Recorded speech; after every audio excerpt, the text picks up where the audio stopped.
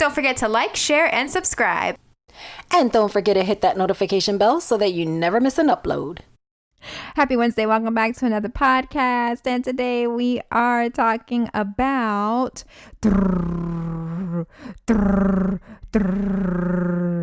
Bachelorette. The Bachelorette. The way that sounded.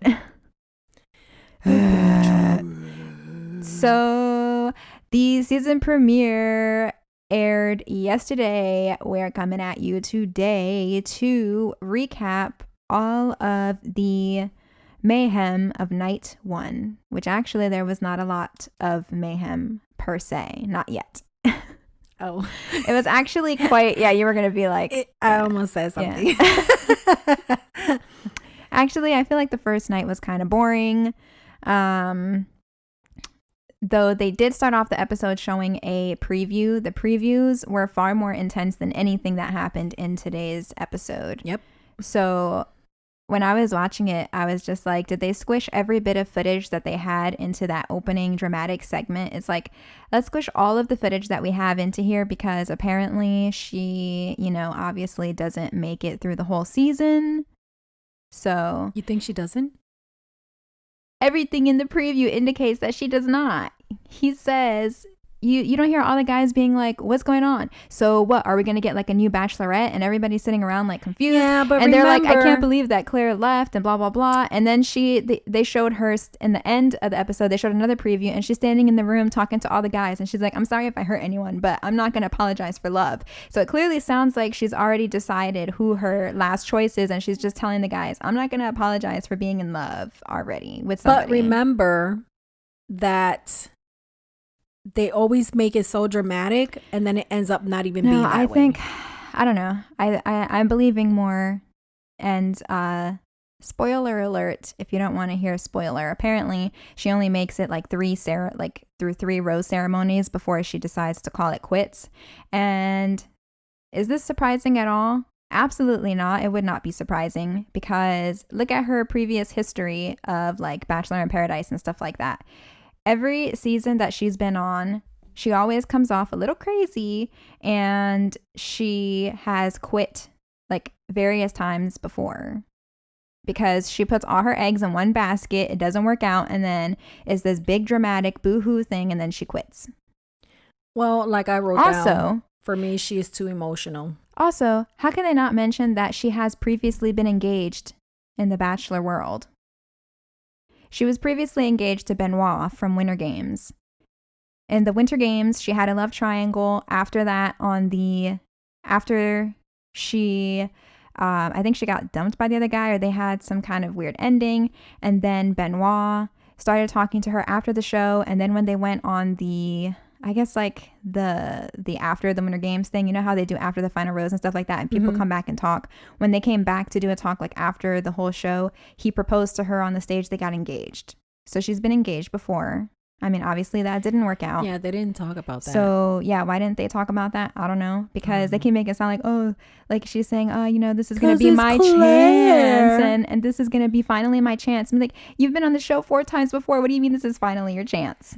It's more than finally her chance. You've had more chances than she's been like, on Bachelor twice. tons of other people. 3 She's times. been on Paradise.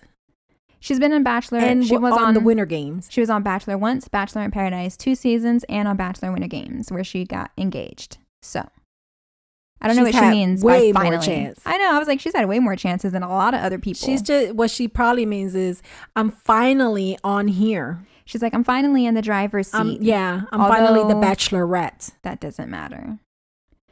So the whole start of the episode was them like showing the quarantine and stuff like that. And it was kind of boring. I was just like, I feel like it went on for a lot longer than it needed to. And I was just like, when is okay, we get it. Quarantine.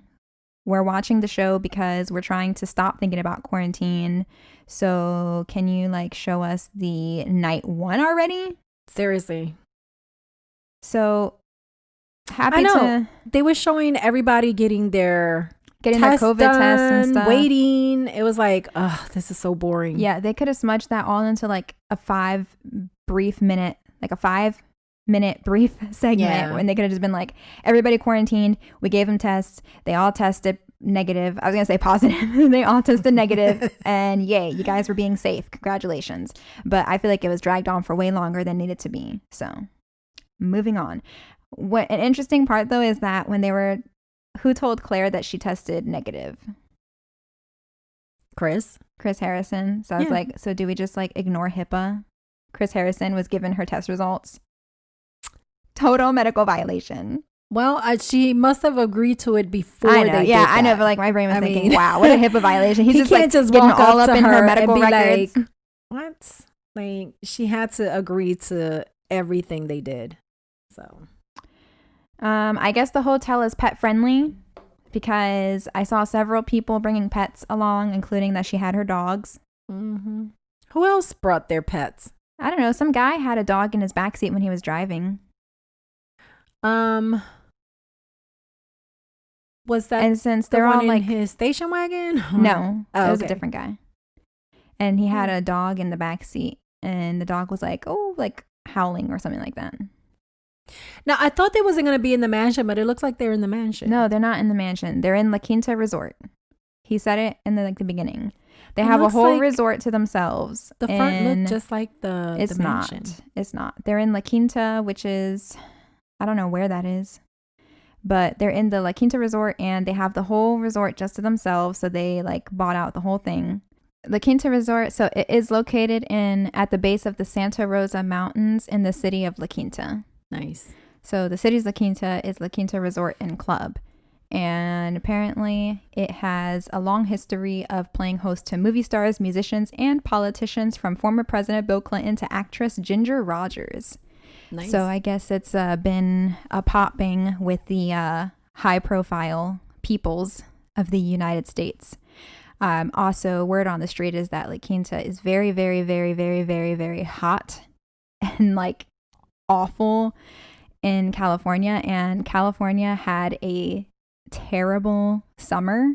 Like, it was so hot that people were talking about how like it's so hot that it's literally like unbearable. Like, people don't even want to be outside. Like, it can be in danger to your health hot. That's how hot it was in California. So hot. And mind you, on this night one, the guys are in suits and everything, like walking out in the heat, and then she's got to be standing there in that heat. Granted, it's nighttime, but you know, like still if it's hot. Anything like Florida, we are just as hot at night as we are during the day, just as humid. So the only thing, there's just no sun beaming on you, but it's just as hot. So I was like, why would they pick that location? They should have went like somewhere, you know, different where maybe it's cooler. Why did they pick some like random state that's empty, that has very little COVID cases, and they could have still had the crew like testing people and everything, and they could be like super secluded and have more options of things to do that are in nature, you know? Maybe they were the only ones that allowed the doors to be open for all those people. Yeah, I take it back because, yeah, you're right. A lot of states probably wouldn't have wanted them anyway, because California was one of the first states that was hit the worst. Yes. And so a lot of other places probably wouldn't have wanted them there. And then also, I just remembered that now, you know, almost everything is like reopened again, except for Cali. I hear a lot of stuff in Cali is still closed. Yep. Because the cases are just so bad there. Like, our theme parks are open. Theirs still aren't, from the last that I heard. They're still closed. So that gives you an idea. California's overpopulated. Yeah, it's like New York. So yeah, it's almost like New York. It's almost like they're on top of each other. No, you're no. Here's the thing, though. And no offense to the people in California, but California people are too don't tell me what to do type people. You know what I mean? So, because New York is even more populated than California, and they're literally on each other on subways, in the elevators, everywhere, and yet their cases are going down, versus California, like they're starting to open a lot of stuff up in New York versus California. So but I think it's because California has that attitude, like, don't tell me what to do. I do it when I do it. I mean, they do want to be like, they want to be kind of like Canada, and they want to be their own state with their own president or whatever. They tried doing that, I think, before. But nothing against California or the people. But yeah, let's see. I'm reading here just to see like what is the difference in them handling it, and it looks like California was too many liberals. Worse. It looks like. And then apparently Chris Harrison was giving sass about California state governor, and he was like, well, we were at the mercy of the governor because every day they woke up and it was a different rule, and so we were constantly having to like adjust to whatever their whim of the day was. And I was like, okay. So the governor got up and he was like, you know what, today we don't want the filming to happen. Hit it right on the nose. And then the next day he was like, you know what, you guys are good. He hit it right on the nose. Because that's how Californians are. Californians. Well, wasn't California one of the first places to legalize marijuana? Yes. After like what, Ohio, I think, or something like that? I think in California it was legal to always get it. Well, they always had shops in California. It's like legal recreationally, I think. But recreationally? Is it? I think they were the first ones. I thought it was. Yeah, I think they were way before because they always act like they're their own country. I'm telling you. Which is like good in some ways and not in others. I mean, it's good in the fact of like they have better standards for furniture, we know. I know. Certain things I know don't because meet. when I'm shopping for furniture, especially like wood furniture, I'm always buying what is acceptable for California because they don't come with that awful, god-awful smell that smells like you're in some big paint shop. Yeah. Ugh. It's horrible. It's interesting because when you shop, I like it. Yeah, because things have to say whether or not they meet like California standards. That goes for pretty much like anything that you purchase. Usually everything that I do purchase has that California zoning or the California regulations. There's an element. There's like something that's illegal to use in when you create like in any product in California. I don't know if it's like lead or lead based or something. Well, that's like that. illegal everywhere. Well, no, not really. That's illegal everywhere. They can't sell anything with lead. There's still things that are made lead based. It's just that you have to disclose. Anyway, everything that I purchase is approved through California. I know because like even in houses, you can buy like old houses if it has lead based paint. It's not illegal, but you have to disclose. It has to be disclosed so that you know what to do when you move in. Correct. Right. So yeah. So that was a tangent. But one of the guys there. Who ends up being a big player in this episode, Yosef. He mentions how he left his daughter behind to come do the Bachelorette, and I was just like, what? Like with the pandemic and everything and all the stuff going on, and you felt comfortable enough to like leave your daughter behind, like under normal bachelor and bachelorette circumstances, when parents talk about leaving their kids behind, you're like, oh, it's just like a week or whatever. But you're in the middle of a pandemic, you are traveling, you're not with your kid, with everything that's going on, you never know what could happen. So I kind of looked at that like extra sideways, like, really? Well, she's a single mom, no? Who? Claire. Claire is not a mother. Oh, she's not a mother? No. Why did I think she was because she keeps talking about her dogs like she's a mother. Yeah, she talks about her dog. That's what it is. She's one of them. She's one of them. She's one of them when he talks about his daughter, and she's like, oh my gosh, yes, I totally relate because how I am with my dogs. Her pets. Yeah, she's a dog mom. That's what she is. She is. Yeah. She's a dog mom. But at least on the bright side, at least he knows he's COVID free. So yeah, they all do. He won't have to worry about taking anything back to his daughter. But I was just like, awkward choice to. Don't know. Yeah, I don't know if I would have done that. I don't know. Like, when they say they leave their kids behind, I feel like when I say I left my kids behind, I feel like I left them with strangers because they don't have the other parent. Like, when you leave them behind with their father or their mother, technically, you're not really leaving them behind.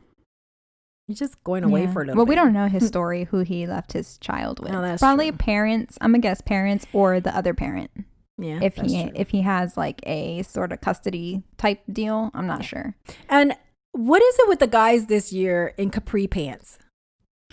I did know. I was like, what? I don't like it. Okay, one thing to have snug pants, that was something I got a little used to. Even though it kind of looked like the 60s styles. They're called how some people wore it. They're called high waters. How some people wear it.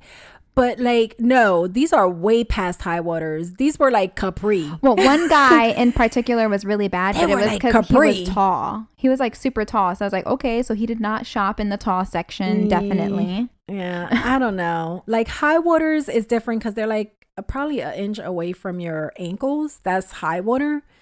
Or like an inch away from. But there was some that had like 4, 5, 6 inches away from the ankle in the shoe. Like the really That's tall guy. That's Capri to me. The really tall guy, he was literally at Capri length with his I don't pants. know.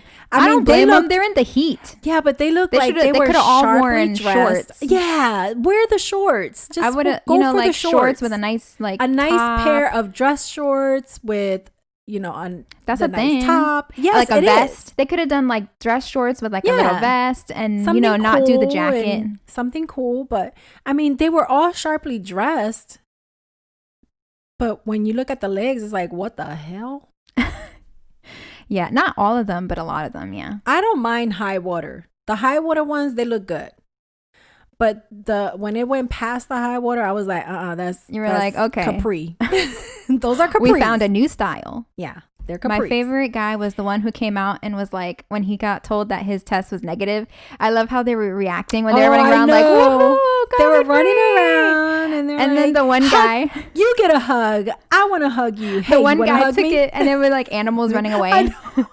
And then the one guy got serious and he was like, yes. And he was like, I know that I'm totally blessed to be here in this moment and everything. I can appreciate that. And then the guy who came out and was like, what up trees? What up mountains? What up grass? Squirrel? That's me.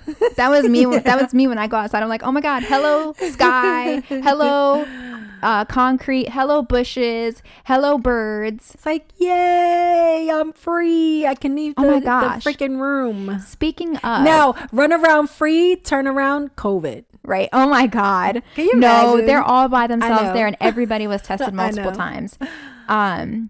Which looked like it's very painful to have done. Yeah, they stick this thing. Yes. They take this really, really long like swab and they stick it all the way up your nostril as far as it can go. And I hear that it is very painful and it hurts. Didn't you see that? They were all tearing up. Their eyes were like tearing. They're like, that's it? Torture. Like, thank goodness. And to think they had to do that like 3 times. They had to be tested like 3 times. That one guy was like up against the wall with his head up. Like he was having some difficulties. And she's like, no, move the mask down. Move the mask down. And he's like trying to breathe. And I'm like, I'm not.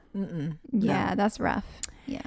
No, it's like when they do flu testing. For flu tests, they also stick a swab up your nose, but I think the COVID one is even more intrusive. It's more intense. I think it's more intrusive. Yeah. No, thank you. I have enough problems with my sinuses for them to stick something all the way up there would be insane. Yeah. And then the risk of possibly I would have like an instant something. Nosebleed. Yeah. I've been having a lot of nosebleeds lately, so they stick something on my nose, I'd probably be like, allergies. Dry. It is not dry. It is so humid. It's ridiculous. It's humid, but it's for cool your nasals, it's like dry. Yeah, I don't know what's going on. I had a pretty intense nosebleed the other day for literally no reason. And it was just like coming out. The air's too dry in here. It was coming out so much. I even got like little like to the point where I was having little blood clots coming out of my nose. Ew. And I was like, I never had a nosebleed that bad. Usually I bleed and then I just bleed like a little bit. But it was like the day before yesterday, right before I went to bed, all of a sudden I was like, what the hell? And then I thought it was just going to be like a little nosebleed. So I like cleaned it and everything. And then I thought it was done. So I threw the napkins and stuff away. And then I went to the sink to wash my hands. And all of a sudden it was like on the sink. I'm like, what the heck? No, when you have a nosebleed, you cannot look down. You have to keep up and lay back. And put a cold compress on your forehead. Actually, looking it up, it says that the cold thing is false. It says the cold packs are false. Do not put a cold pack on your face or neck. It says the proper way to stop a nosebleed is to bend slightly forward and pinch the nostrils shut. It did work. It worked for me. And I tried doing the thing. You know how they always say, oh, tilt your head back. Yeah. Terrible idea because then the blood just starts building up in your nose. And then it starts going down your neck. So I started tasting blood in my throat and like in my mouth. So it gets metallic taste. But then when I leaned forward and she was like, Alvy looked it up because, you know, she's search everything on the web when something happens to me. She's like, as soon as you say something's wrong, she's like, let's see what it is. Right? Okay, this is what you can do. Exactly. So she was like, okay, lean forward slightly and pinch your nose. And I was like, okay. So I leaned forward and it said pinch your nose for like 5 to 10 minutes or whatever. I guess however long it takes for it to stop. So I leaned forward and then I pinched my nostrils and then it worked. So I bled for like maybe a couple more minutes and then it stopped. You know what's crazy and what I've seen work? And the toilet a penny looked like I murdered someone. If you just put the penny in between your eyes, like a little bit above. I am not putting money on my face. Yeah, if you put a penny, the copper, I don't know if it's the copper effect, because copper does affect your body. That's why people wear it in braces and stuff. All metals affect your body. Yeah. In some If you way. put the copper, it helps calm down the bleeding. I've seen it work. It's amazing. I've seen it work. That's the first thing, So Mom, perhaps if I walk around with a penny taped to my head at all times, I'll never have another nosebleed. Mom, if you had a nosebleed, that was the first thing. She grabbed a penny and she would hold it there. And then she's like, okay, put a little bit forward. And then she would like press. And then it would stop. That is so weird. Yeah. Well, for me. And she didn't tell you to lay back. That she did tell you go. Bend forward. She's like, put your head a little bit forward. And I'm like, I'm bleeding. Just Why a little putting bit. Just a little bit. Yeah. And then she would put the penny and press it. And she's like. Well, if you think about it, it is a similar tactic. Bend forward and pinch the bridge. Like the very top. The only thing top. is that she used the penny. Yeah. It was like pinch the top of your, like the bridge of your nose. And then that helps. Well, it helped me. It worked for me. And it worked at home. Anyways, that was like so off topic. Yes, it was. That was so off topic. Because we were talking about the we were talking about the test going up the nose, and then it made me think like, oh my God, they do that to me. I'm just gonna start see blood, and then they're gonna be like, put that mask back on. I know, my nose is bleeding. I know, right? Right, remember when she was telling him to put on the mask and he was like gonna take the whole thing off. She was like, no, cover your mouth. Yeah, cover your mouth. Well, and at that point a little bit they're getting tested, so you don't know if they're sick or not, and he did cough after she stuck the thing in his nose. Hello, it was a natural thing. It's a natural if you put reaction. something up my nose, I'm gonna cough, sneeze, I'm gonna be like gag, probably. I was in pain watching them get tested. So was I. I was like, I don't want to get tested. I was like, can't do it. Nope. Yeah. But who knows? We could be gearing towards a place in the world where it's going to be a requirement for any type of normal job that you're going to have to get a freaking It is going to be a test. requirement. They were already talking about how they're going to implement it. I was talking about as part of like drug testing and forcing you to go to school. Like for kids to go to school, they'll have to be tested and stuff like that. Yep. And so then we'll when the all vaccine, be tormented by sticking it. I hope when this that so-called vaccine comes out, they can't make the vaccine. They're gonna legal, like a law. Yes, they are. But they can't because it's like the flu. You can't force people to get a flu shot. But because this illness has caused so much issues and the way that it spread and how fast it spreads, they are going to require you don't have to do it, but if you don't do it, you can't go to school. You can't be employed. Can't go to work. Yeah. So it's going to be a mandatory thing. What does it matter? It doesn't affect anybody. I mean, they tried doing it with the flu, but it's like they couldn't do it. But I don't know. They're working on trying to pass this as a law that if you're going, I know that all first responders and people that work in the medical department, well, they're also required to get a lot of stuff that normal people aren't because required. They also have to be required to get the flu shot as well. Yeah, they are also required to get a lot of other things and they have to show proof of it. If they don't get it done, they can't come to work. Yeah, they're also required to get like hepatitis B shots and like a lot of many jobs don't require that, but they offer it like optionally. If you're going to school, you have to get it done. Teachers have to get it done. I know. That's one of the things that made me not want to like work in the school system. Yeah, because I was like, I don't want to be forced to get a flu shot and stuff like that. How many people don't get the flu shot and then get sick? And then I go a whole flu season and I don't get sick. Yep. So I don't know. Anyways, that's random. That's a whole other debate. Yeah, that's a whole other thing. But obviously, you can see that this episode wasn't that interesting because we're talking about other stuff and we're not hitting the notes. The COVID stuff is more interesting. Than the testing was more interesting than anything else that happened. It actually was. Yeah, it was a boring episode, I feel. I feel it was boring. The only thing the most interesting parts of the episode was just the previews to the future episodes that make you wonder what the hell is going on here. So Chris came out and was like, Claire, how are you doing? And Claire said, I'm ready to blow up the Bachelorette, Chris. No, Claire was like, I'm ready to blow up the Bachelorette. And then Chris was like, oh God, I should have known this was coming. Whose decision was this to pick her? I'm still wondering. I don't know. She was like a roller coaster to me. It was like highs She's and always lows and been highs this and way. lows and highs and lows. That's And I was like, it's like, what did they expect from her? I felt like I was reading the book of Twilight Saga. Oh, no. She didn't have any ups and downs. She was just melancholia the whole time. I know, but this episode kind of made me feel like when you were reading that book. Boring? Wondering when it was going to end? Yeah.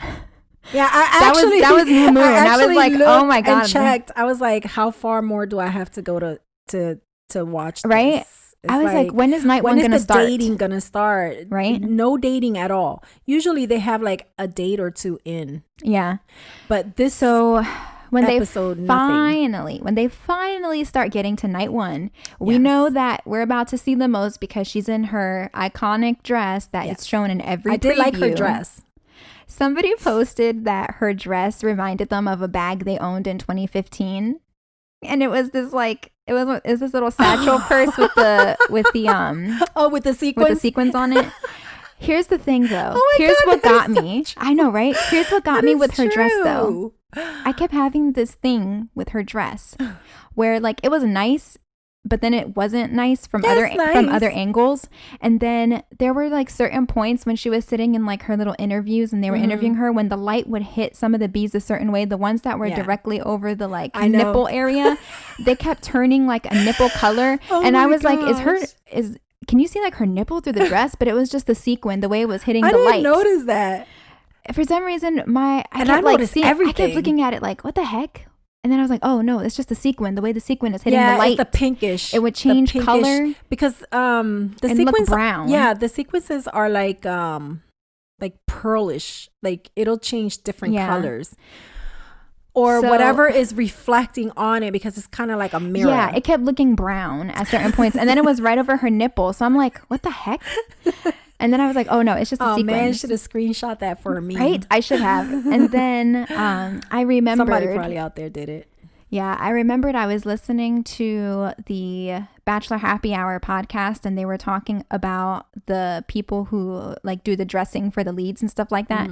And I remember one of them was saying that all the leads, they always want to wear these like sequin dresses and stuff like that. And we always tell them it's a bad idea, but they always want to go for it. And then, they wear the sequin dress and then they realize what we were telling them. And then they end up, following more with the designers next time. So I'm like, I wonder if she was another one of them who was like, I want sequins. Probably. And then they were like, are you sure? Because here's the thing. To me, I feel like she's the type that been dreaming to be the Bachelorette and already had an image of what her dress was going to be, and probably already had her dress. So probably it did match the bag, because she probably picked it from back then and had it in her closet saying, that's the dress I'm going to wear when I'm the Bachelorette, because I'm going to be the next Bachelorette. I don't know when, but I am going to be. Do you remember like back in like 2015 and stuff when sequins were so big? Exactly. Like, even the bags, the ones I'm talking about. They probably told her, it's not a really good idea. Well, that's the dress that I picked. That's the dress that I said I was going to wear. Therefore, I'm wearing it.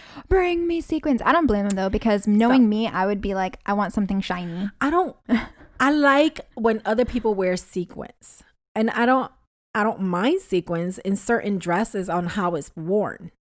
But for me, it's not a first choice. Like, I stay away from sequins. I stay away from glitter. Just because my prom dress had like sequins on it, and it hurt my arm when I kept rubbing on it. It was giving me like, it cut up my arm. Yeah. So I always remember that. As a Bachelorette, I wouldn't wear anything with sequins or glitter, unless it's just a little bit of sequins or a little bit of glitter for that little bit of drama. Otherwise, for me, it would just be something elegant. Yeah. Something like if I was going to a formal dinner. I'm not a fan of wearing white. No. I would wear white if it was I don't know. For me, when it comes to being the bachelorette and you're dating and you want these guys to see you, for me, it would be like a nice, something a color that's gonna go with your skin and your eyes to bring you out more. Red or purple. But it would still have to be elegant.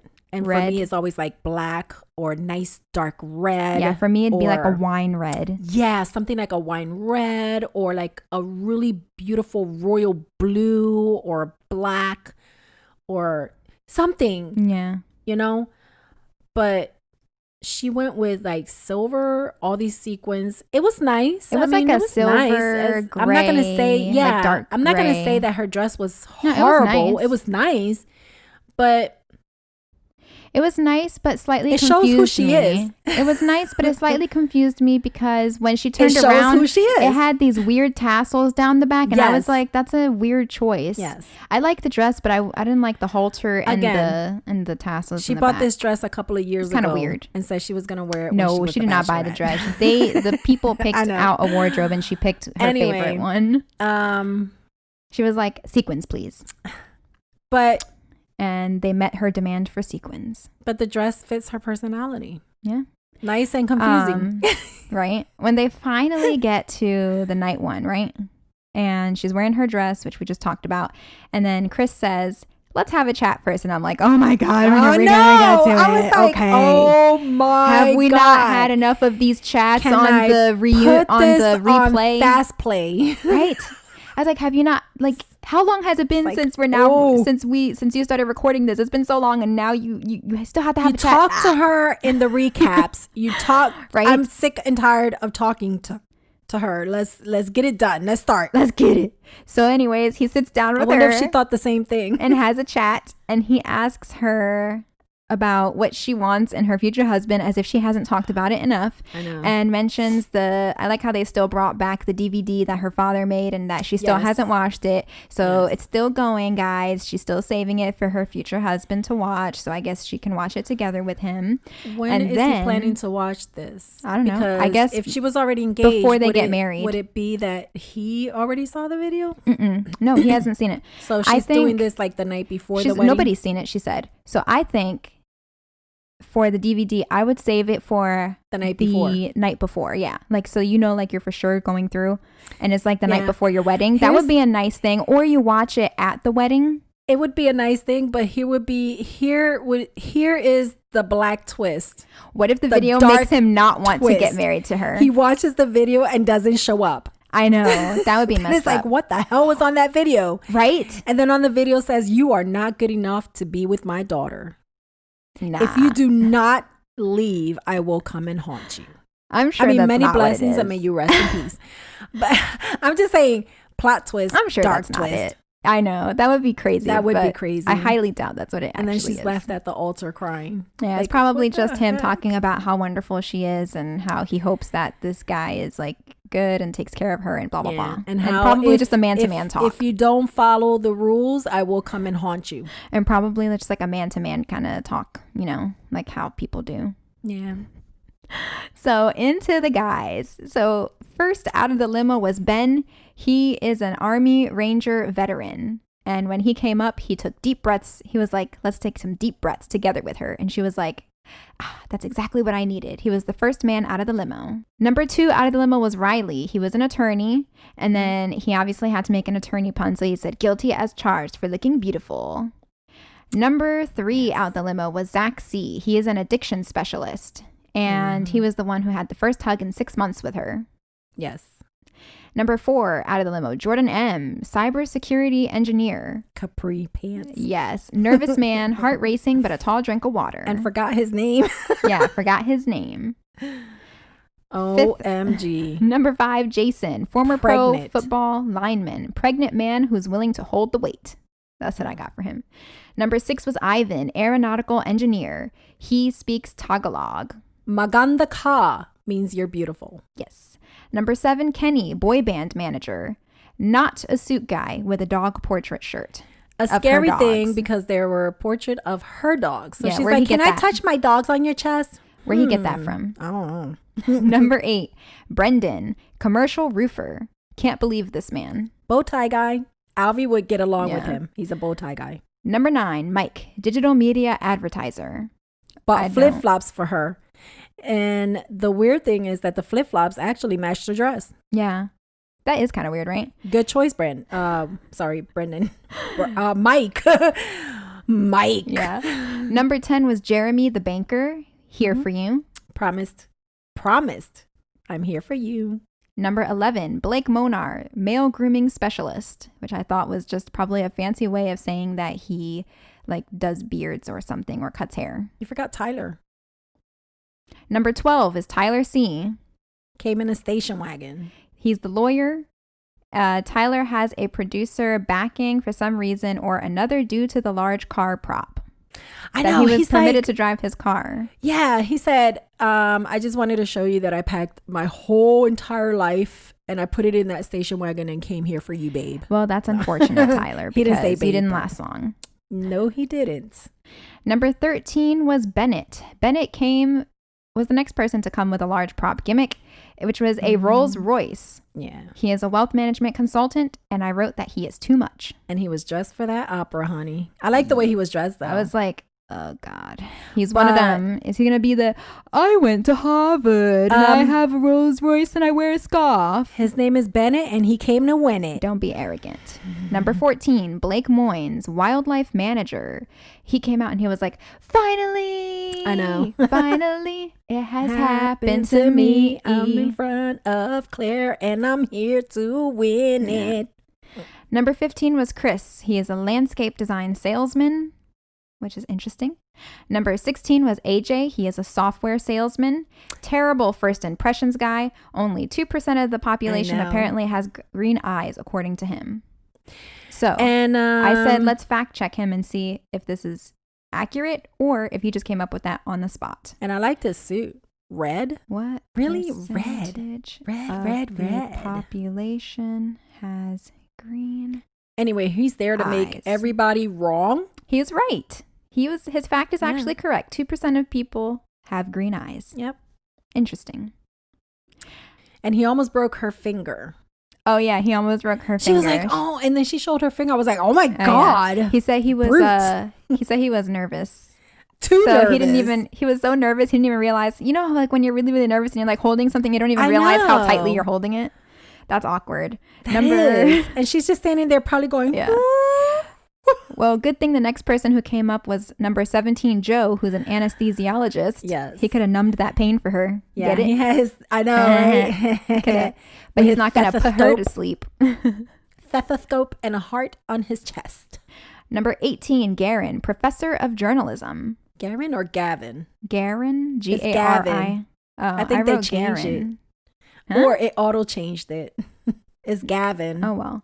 Number 19 was another Robbie. red suit. Oh, yeah. Number 19 was Robbie, an insurance broker. Another red I like suit. how so far everybody actually has a real job. You know, every season there's always like 5 or 10 people who just have like, who don't have a job. All of these are people who actually, you know, have real like legitimate jobs. Yep. Number 19 was Robbie, the insurance broker. Mm-hmm. Number 20 was Easy, sports marketing agent. And he's the one who jumped through the thing that said your future husband. Yep. Yeah. And in a pink suit. I was like, that's right, man. You man enough to wear that pink suit. It looked nice, actually. I kind of liked him, though. I did. Throughout the episode. I was like, he seems cool. He does. Number 21 was Jay, the fitness director, who for some reason thought it would be a good idea to come in a straight jacket. Maybe it's because he knows at some point he might need to put it on Claire. That's a good idea. Was there some kind of like subtle message here? Are you trying to say that you like relate to her or something by putting yourself in a straight jacket?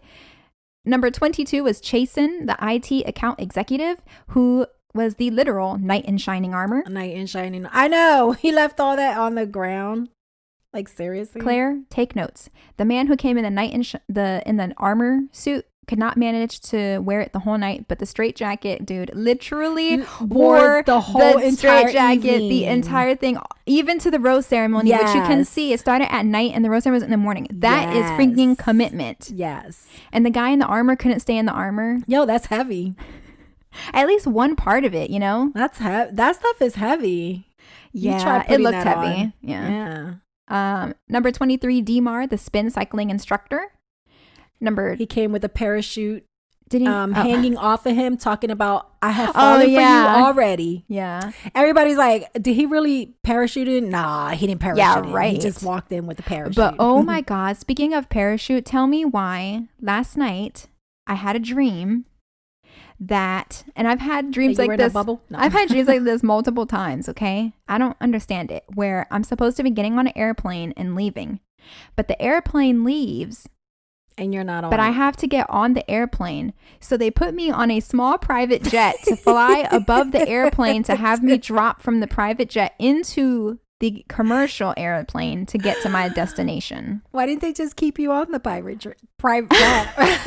I don't know, but this is like, I've had this dream multiple times. This scenario where they're flying me in a small private jet over the airline, and then they're going to drop me from the jet into the other plane, as if that just seems like such a simple thing to do. Do you have that dream always like before you go to travel? No, I had it like a couple months ago. I had that dream, and then I've had it before, and I don't understand why I always be dreaming like the airplane leaves without me, and then the small jet is going to drop me, and I'm very nervous about having to be dropped out of one plane into another. Maybe it has to do with you going on your vacation and you're afraid you're going to be left behind or leave something behind or something. No, it's not that. It's like I used to never have fears of airplanes and stuff, and then all of a sudden, the last time I flew on an airplane, which I think was flying back to Florida alone from New Jersey, and I remember like having a lot of anxiety on the airplane, and I was like, it came out of nowhere because I've never been afraid of airplanes or flying. And it's like all of a sudden the last flight I took, I was like, I had so much anxiety. But also there was a part of the plane trip where we had like really like pretty bad turbulence. Yeah. And then I was alone. I was flying. Remember, it was the time I flew back by myself. And it also happened to be the trip where I had the worst turbulence on an airplane. So I was like so anxious, like so freaking out. I was like, please let me just get home, like make it home. And so I don't know, maybe there's like that little part inside of me that is still carrying some anxiety about airplanes. I haven't flown in a long time, so I don't know. And then even worse for me would be a private jet, because they're small and you feel everything so much more in a small airplane than you do in a big one. Yes, so I'm extra scared. I rode on a charter plane. Yeah, like a charter. And it wasn't even a small charter plane. It was a pretty big charter plane. The first time I went to Puerto Rico, we flew to San Juan, and then from San Juan we had to get to Aguadilla, so we had to take a charter plane from San Juan to Aguadilla, and it was like almost a roller coaster. It kept going up and down, and you could feel every little thing. You feel every little thing. You hear the propellers, you feel the propellers, you can barely hear each other talking because it's so loud in there. And it's like driving an old car where every bump it takes, you feel everything rattling. It's just like that. And I bet after that, you were like, never again. I was like, I am never doing that crap again. Yeah, it doesn't seem like a bad idea until you do it. The thing was, when we got off the big plane and went into the airport, and we had to go outside to get to the charter plane, I was like, why are we going outside? Oh, because we have to get on that other plane to get to where we're going. Well, why can't we just get the car and just get a car and freaking drive where we need to go? Yeah. Why we need to get on that little plane? Oh, because we're like 2 hours or something away from Aguadilla. I was like, and also smaller planes more likely to crash than a large commercial plane. Who are you telling? Far more frequent does a jet or a small charter crash than a commercial. I was terrified, and I just wanted to kiss the ground when we landed. Right. And you're that person who gets out like, oh my God, thank goodness. Yes. And I was like, never doing this again. It was so, I like the pilot, when he got on, he was like, I'm pilot, whatever his name was. And you don't even remember his name. No, this was like 1989. Oh, you would think it's so traumatic that you would just like remember the weird details. Yeah, it was like 1989. Me and your father, we went to Puerto Rico, and I was like, oh my God, he's literally like right there. Usually you don't even get to see the captain, and the captain was like right there. I'm your captain on this flight. Just him by himself. Yep. Nobody else. Yep. No stewardess. You don't need anybody on a tiny airplane like that. No stewardess, no nothing, just him. Boom. Crazy. Yeah. So let's do this. So Demar gave me PTSD thinking about my airplane dream.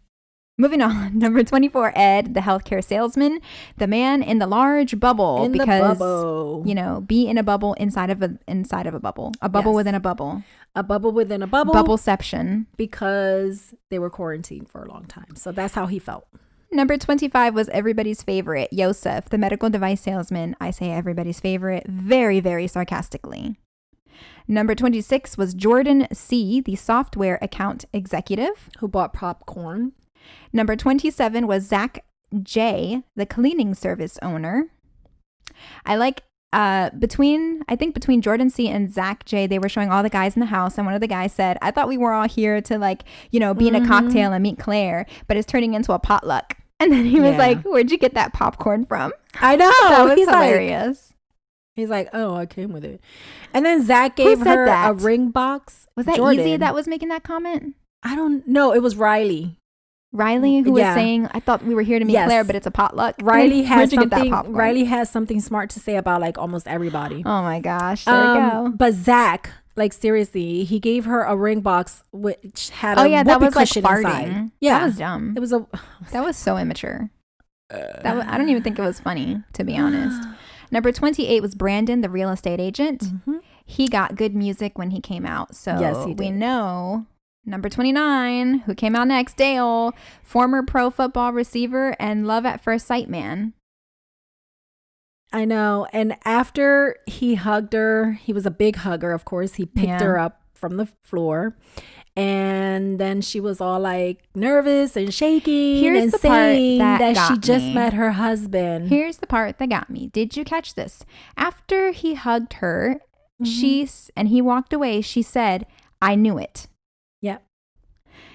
Why would she say I knew it after she hugged this guy? Because I think they talked already. Well, we already know, and I think they already felt that connection. Yeah. But she just needed to know when he came, because after she said I knew it, that's my husband, that's my future husband. Yeah, she was all nervous and shaking. She's like, I can't believe I just met my future husband. Yes. I'm sorry. I don't buy that it was love at first sight. I think that they did talk previously. The hug just confirmed what she was feeling. Yeah.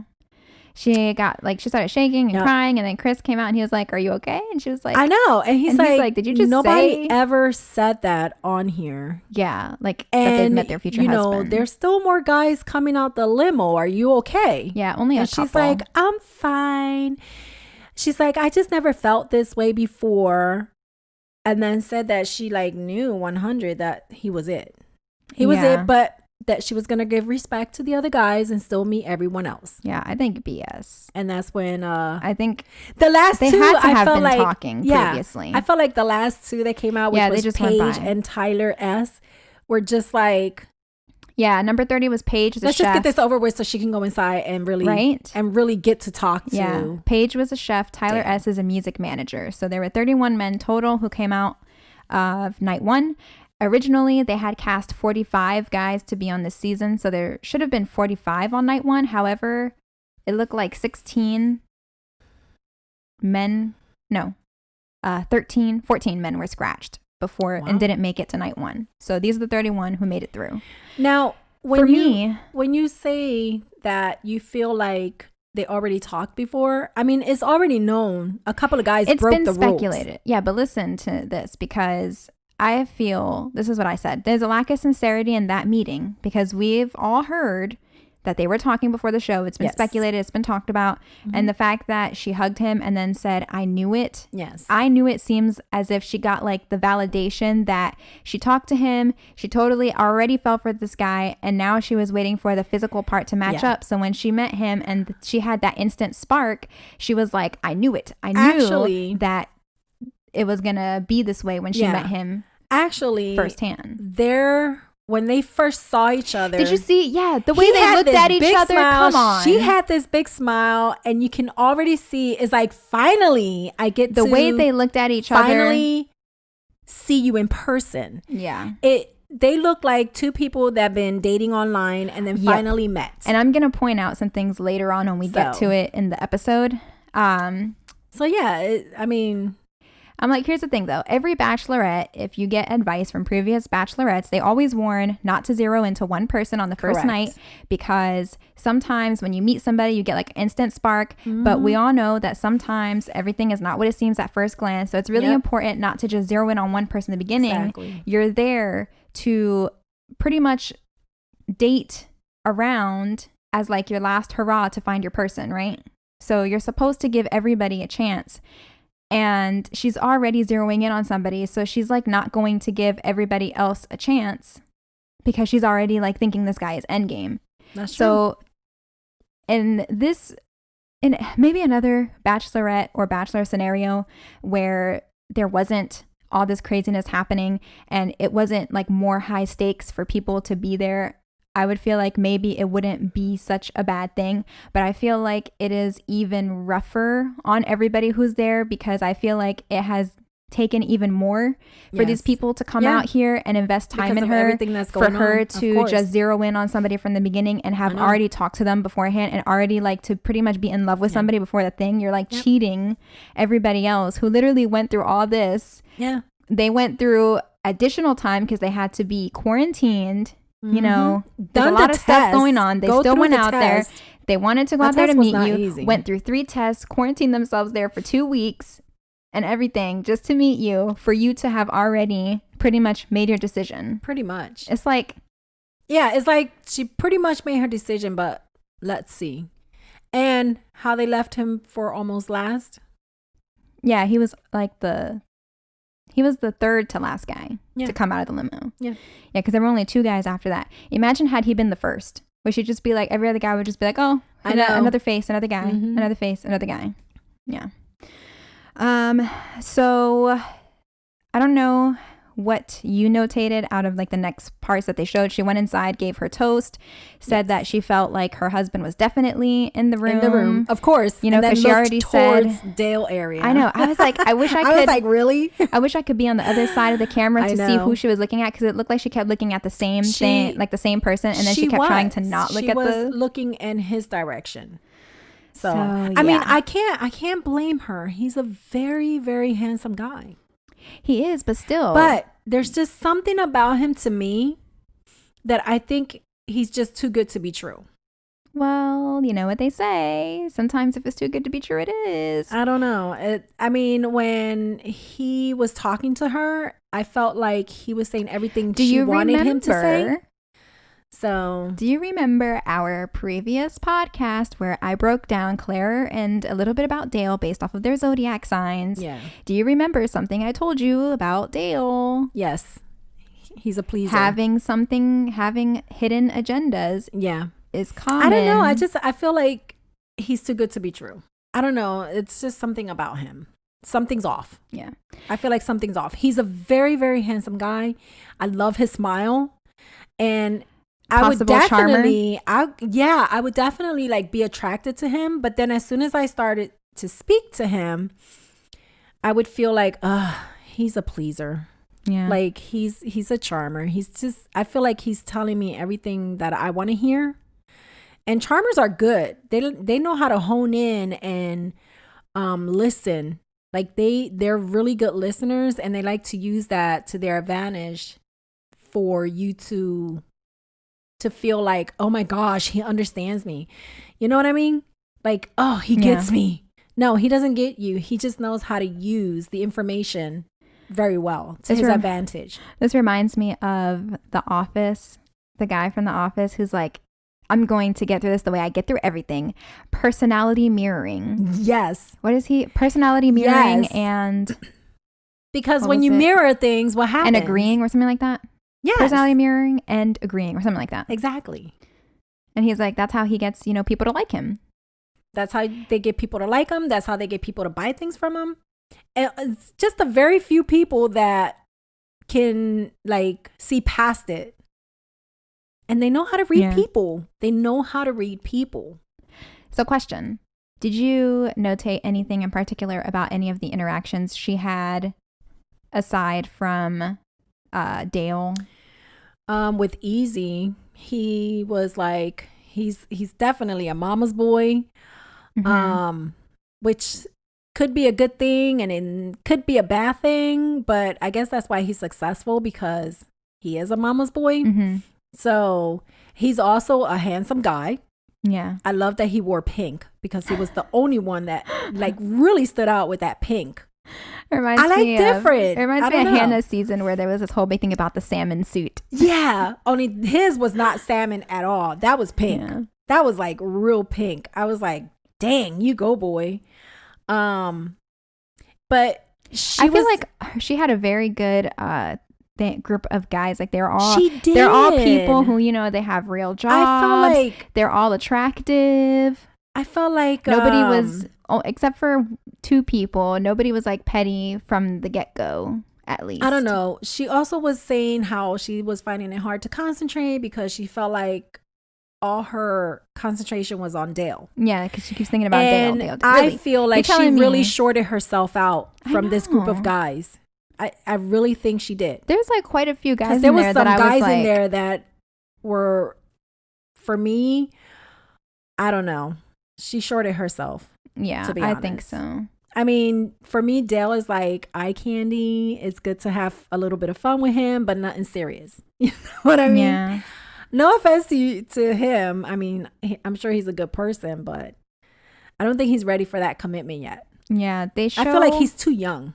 They show Dale and Claire having a conversation, yes. and she was like that she likes him already, mm-hmm. and I feel like there were several guys that she like sat down and had conversations with, and I didn't see the nameplates coming on the screen like to give me the names and the guys again. I'm not good at remembering names and stuff like that. So half of them I was like, who is this that she's talking to? I can't remember exactly their name. She spoke to Blake. I think Blake Blake came later. Where she thanked him, where she was like, you know, you broke the rules and you reached out to me and we had conversations, and he reached out to her during the time that she was going through what she went through with her mother. This is one thing that made me like, she said Blake is the only guy who reached out to her during quarantine. Correct. And that even though he broke a show rule and meant everything to her, she starts getting emotional, and it looked like he got the first kiss of the night. Yes, he did get the first kiss of the night. But it was a kind of awkward kiss. It was like a thank you kiss. Yeah, it was not. It didn't feel like a. Nope. Like a real. It didn't feel kiss. like it at all. It was a thank you kiss, and did you see his face when she was telling him that, you know, he broke a rule before the show and blah blah, and he was looking at her like, I thought he was scared that she was gonna be like that you were so disrespectful to do that. And she's blah, like, blah. I had to confront you and tell you this. What's interesting to me is why she had to say he's the only guy who reached out to her during quarantine, when we all like have this pre-knowledge that her and Dale, there's this thing, you know, I'm gonna keep bringing it up that they talk before the show, and then in this moment she's like, you're the only guy who reached out to me. Because she doesn't want the other guys to think that she had one-on-ones with other guys. And I feel like it wasn't just Dale, it wasn't just Blake. I feel like it was a couple of guys who reached out to her. I'm sure. Probably some of them are the ones that were not brought onto the show, who reached out to her, who talked to her. It's just that her biggest connection for her was Dale. Yeah. He's the one that really stood out. So the only drama of the night was Tyler C. and Yosef. So Tyler C. started it. He was the first drama of the night, saying that he knows something about Yosef that apparently nobody else knows. And he goes on to say that he was being reckless on Instagram, that he was flirting with a lot of girls online, even ones that Tyler knows. And he's the first person so far to say someone is here for the wrong reasons. Yeah, he was so what he does is he pulls Yosef aside and confronts him on his online flirtations. He says that he knows about a girl because she's a mutual friend of, I guess, Tyler and somebody else's. So I guess he's also friends with her. She reached out to him online and was like, hey, this guy is like contacting me and like flirting with her and stuff like that. But I guess she knew he was supposed to be on Clare's season. So she was kind of like trying to figure out like, do you think I'm being played or whatever? And Tyler says that he feels like what does he say? He says that he says something about her like she's gone through too much to to deal with somebody who's he's just like, I just want to make sure you're here for the right reasons, because you know that Claire went through a lot. No. Here's the thing. He didn't say it about Claire. He said it about the girl that he was contacting, that she's been through too much for him to be like possibly messing with her. And it raises the question if he's even there for the right reasons for Claire too. So what's interesting is in the preview when he was like, she's been through a lot and, you know, whatever, it initially came off that he was like trying to defend Claire. But in reality, in the conversation, he was actually defending the girl. So then I was like, so who is this girl to him that he's so defensive over her too? That's the kind of part I thought was weird. But I know he was like, this is information that I'm going to use if I have to. Like, really, dude? Yeah, that was kind of dumb. I felt like he acted, I'm sorry.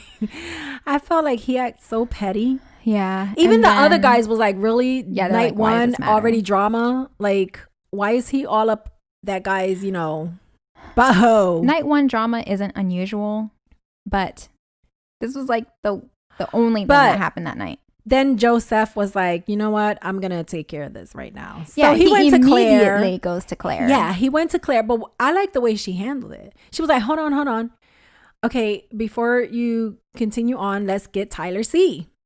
So she went and grabbed Tyler C and took him and then sat down. And after they talked that they were going to like continue, she's like, okay, you know, there's a whole bunch of other guys here that I haven't even talked to yet. And it's not fair to them that all this drama is going to stop me from talking to them.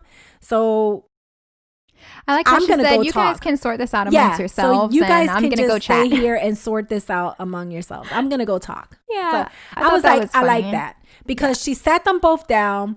They said what they had to say. And then she cut it. She like ended it. Like, okay, I'm done with this. And then she sent Tyler home. She's like, okay, so you guys are giving me things to think about. And but here's the thing. There's other guys I need to talk to. So you sort this out among yourselves and peace out. I don't trust that guy, Joseph. No. First of all, he didn't answer the question. Second of all, he was like classic hashtag politician move. Exactly. Okay. And thirdly, he just kept saying too many times that I'm here for you. I'm just here for you. Yeah, I hate people I'm who here say for that. you. Because the person who first says I'm here for you, they're really not. And she even asked him, do you have a girlfriend back home? He was like, no. Is there a girl out there who thinks they're your girlfriend back home? He's like, no. I hope not. Okay, so that's it. Moving on. End of this conversation. I need to talk to guys that I haven't spoken to yet. It's not fair to them that this is taking their time. Yeah, as if you can trust him to just like be honest from the get-go. So I was like, okay. The thing is, Joseph didn't answer the question head on. Nope. He didn't answer the question. He bounced around the question. He gave a politician-like answer, and he is not trustworthy. That's me. Not at all. Saying, I don't think he's trustworthy or straightforward. The first time I saw him, I put him in the same category as the other bachelorettes, where one was on the season for his song. Another one was on the season with a girlfriend. Excuse me. So then Chris comes in and he puts the rose on the table. First impression rose. And I was like, that first impression rose is going straight to Dale. Yep. But it was funny because Joseph was like, ooh, the first impression rose. I'm getting that rose. I am going to make sure that I get that rose. Yeah, I was like, the rose obviously goes to Dale. My love at first sight, just met my husband, Dale. Mm-hmm. And he gets the second kiss of the night, which was like a full-on makeout session. Yes, versus Blake's peck thank you kiss. I know. And then Dale gets like a real kiss. So after this, they go back to the main room with everybody in there. And then Chris comes in and breaks up the fun and says that it's time for the first rose ceremony. Claire gives a little speech and then leaves because she's got a lot to think about. And then the guys express their frustration over some people who didn't get to speak to her, and Tyler and Yosef's little nonsense that happened. Yes. And so this is the first time I feel like they focus on the fact that the first night went so long that it's the next morning, because they literally did a morning shot and showed them all in the room. I know. For the rose ceremony.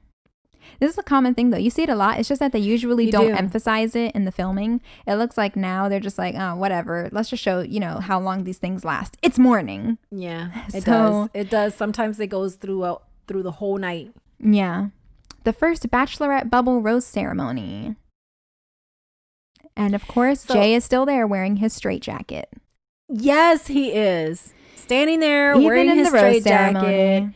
And of course, Dale didn't get the first rose in the ceremony because he had the impression rose, so he was safe. So the first rose, which I did predict was going to go to Blake. Me too. I was like, wow, she's going to give the first rose to Blake. Because of course he was the first kiss. Yeah. He was the first thank you.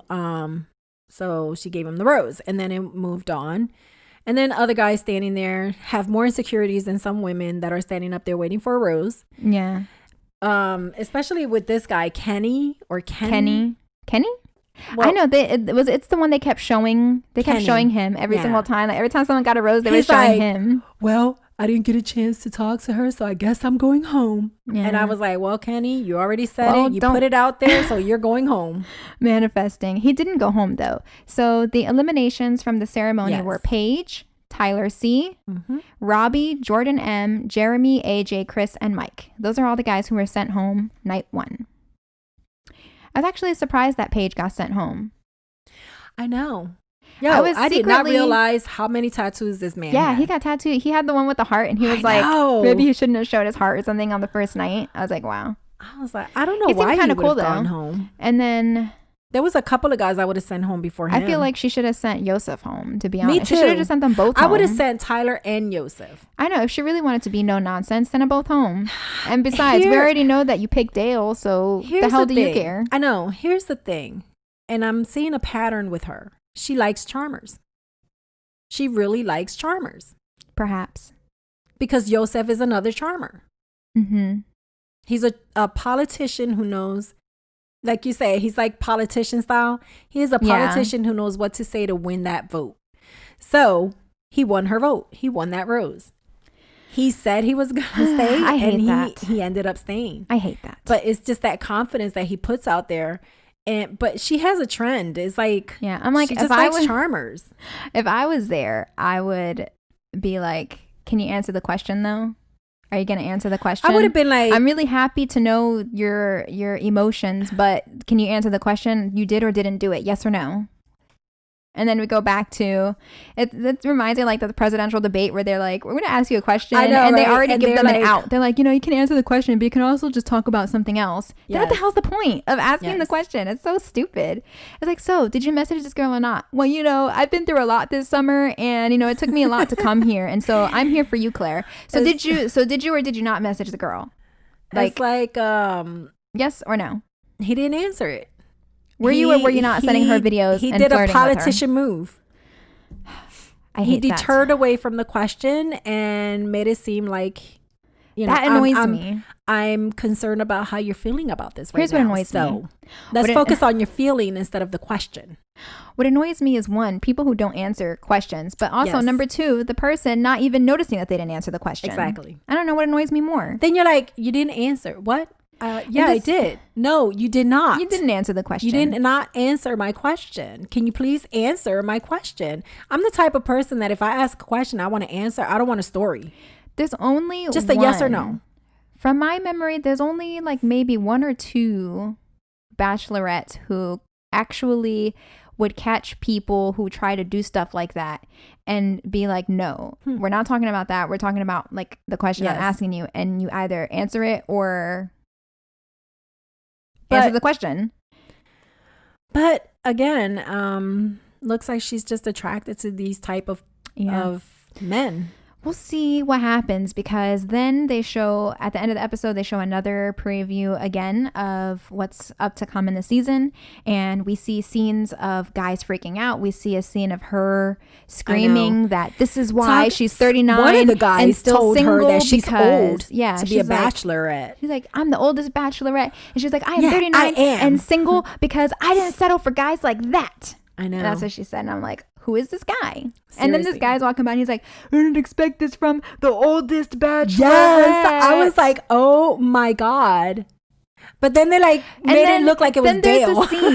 Then there's a scene where the guys are all like, we should all just walk out. This is like ridiculous. Yeah. And so why would all the guys walk out? They show a scene of her like in bed. It looks like an overnight with Dale. With Dale. Which if she doesn't make it that far into the season, it doesn't make obviously. I don't know what's going on. She broke a rule. Does he sneak into her room and they sleep together? This is why Chris tells her that he's like, you blew up the Bachelorette. You blew up he's the like, Bachelorette. we don't, like, he said, like, we don't know what else. We don't know what to do. And she's crying. He pretty much told her there's like no way to save this there's season. Nothing. He's like, there's nowhere. There's no way for us to like do you this. Screwed it that up, it Claire. ends well. Yeah, you because screwed it up, Claire. From what it looks like, the guys are really pissed at her. Yeah. It looks and then like somebody says, where's Claire? She just left us. So should we all just walk off? Is that it? We just all leave now? That's what they showed apart. And I'm like, what? And then they show her like walking through some gates out into the courtyard. I was like, what the heck? I'm wondering. Then they show her in bed with Dale. Yeah. I'm wondering, does it become really clear to everybody that she is just like all in on Dale, that she's not even bothering to give any of the other guys the time of day? Do any of the guys find she's out? Like just honed in on him. Do any of the guys find out that they've been talking? I mean, eventually they're going to see, like. Yeah. You see the scene where she's like, you're the first thing I think about when I wake up and the last thing I think about before I go to sleep. She's telling Dale that. Mm-hmm. It's like telling somebody ahead of time, oh, I'm going to pick you. Like, I'm just going along for the ride. But just so you know, I'm going to pick you in the end. It's like weird. It's very weird. But so see, me as a person or me as a man, if I would have been a man, I would have been like, no. I mean, if you're saying this is it, if you're saying that all you think about is me when you get up and me when you go to sleep, then why are we still here? Because you got a contract with a show that you got to finish. So end the freaking contract. You're in love. You're not. It's not fair to the other guys that are just sitting there to be toyed with. I don't know the details of like the contracts. That's like being a toy. You're just there being a toy. I'm not sure. I mean, these are guys that can get feelings for her. Well, you hear things of another guy saying that he's also fallen in love with her. So, I mean, obviously other emotions are getting involved. I'm pretty sure Blake is one of them.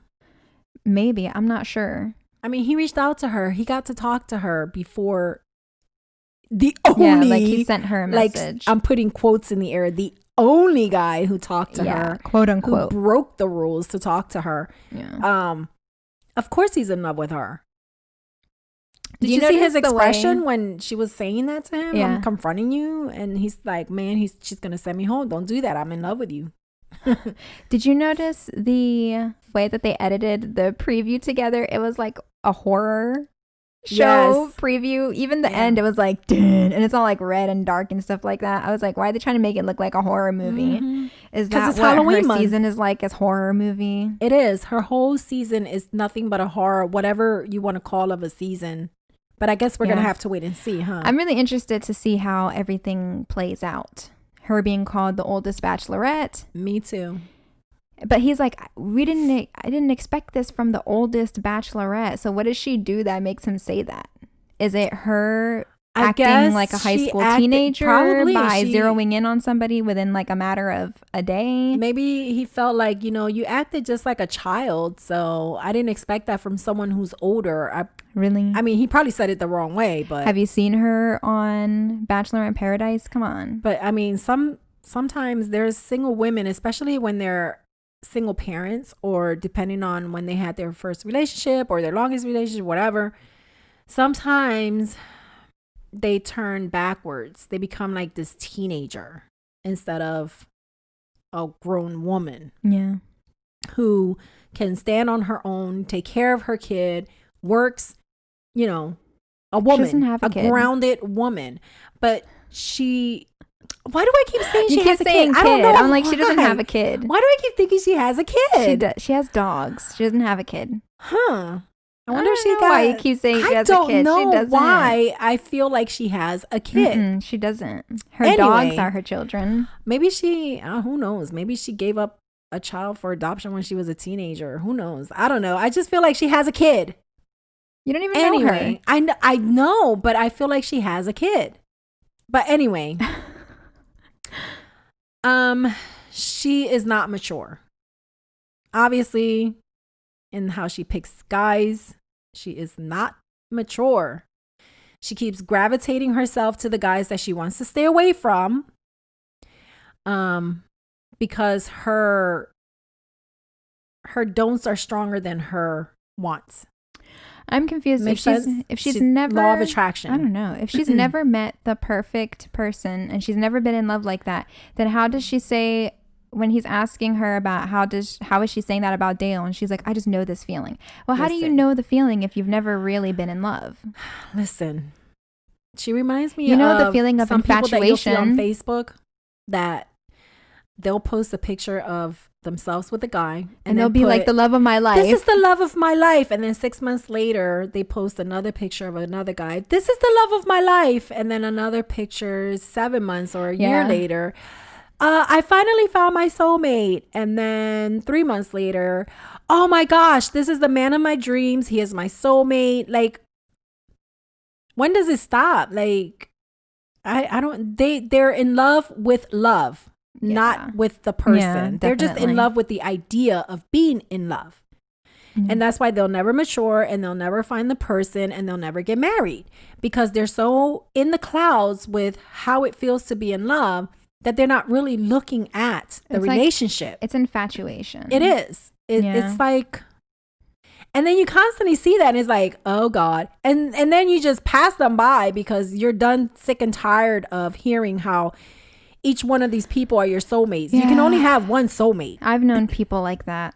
Even if this that person exists. is different, really. How everybody are they is different. How so? I'd be like, this one's ain't gonna last either. Mm-hmm. Yeah.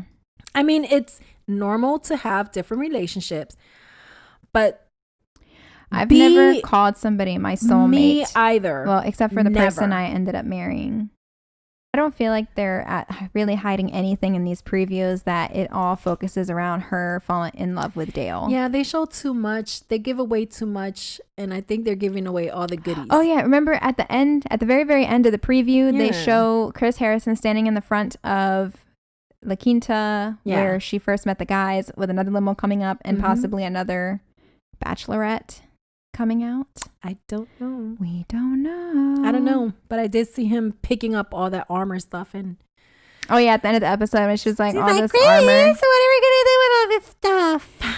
What stuff? It's just an armor. The part that bothered me was when she put the top on his head. I was like, really? That is so disgusting.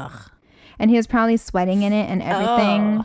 And she put it on Chris. I would have died. That was disgusting. I would have been like, Claire, don't you dare. If somebody would have done that to me, I would have died. I would have vomited. I would have, because you know how I am about those things. I can't even put my hand in somebody else's mitten. I would be like, Claire, don't you dare put that on my head. Disgusting. I would have freaked. Yeah, I was like, oh my God, I can't believe she just put that on his head. It's weird because rude. I like hats, but I get scared to buy a hat because I feel like somebody else tried it on. That ain't even a hat. That's a knight's I know. It's helmet. Like a whole face thing. Yeah, it's because it's supposed to protect their face in battle. Yeah, I don't know. I was disturbed that she did that. Me too. Quite honestly, I feel like it was rude. I was like, oh, did she just do that? That's gross. Yeah, that was disgusting. I'm like, poor Chris.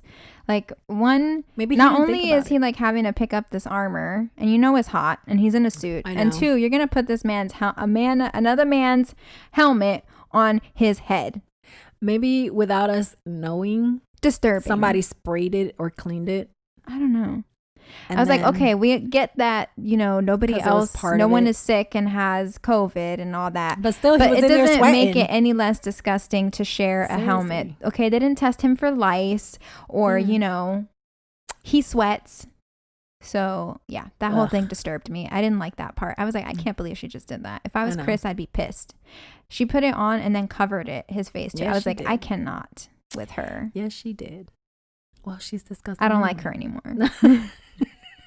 That whole thing offended me as someone who does not believe in sharing hats. Well, who lives in a pineapple? Just kidding. Under the sea. So yeah, that was the end of that episode. We went on many tangents and talked about other things and and so there will be another episode next week. Again, we'll see what happens. It looks like it's going to get crazy very quickly. Hopefully the next episode is more interesting than this one. Fingers crossed. Yeah, so we'll see what happens. I mean, yeah, my prediction is just going to be she's going to zero in on Dale and it's going to become very clear to the other guys very quickly. Or Dale is going to give something away that indicates that they may have spoken prior on the show.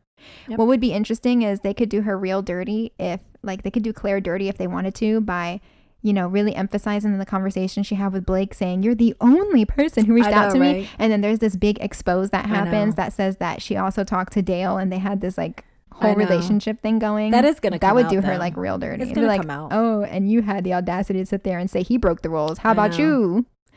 I know. So yeah, but That's I don't know. why she keeps attracting guys like that. I because don't buy the love at same first way. sight. I don't buy that it was love at first sight at all. No way. I don't believe it. I'm pretty sure she saw him. He is so cute. Got to get to know him. And then, because you know the eyes always eat first. Yeah. So let us know what you think, because those are our opinions. So let us know if you agree or if you disagree. My favorite part of the episode was when he was like, hey, trees. Yeah. What's up, trees? What's up, grass? That was my favorite part of the episode. Yep, mine too. I should do a TikTok now being like, what up, doors? What up, computer? What up, microphone? Yeah, and the guy being like, I want to hug you and you and you, and everybody running away. I know, right? No, we don't want to hug you. We don't want to hug. Leave us alone. So, yeah.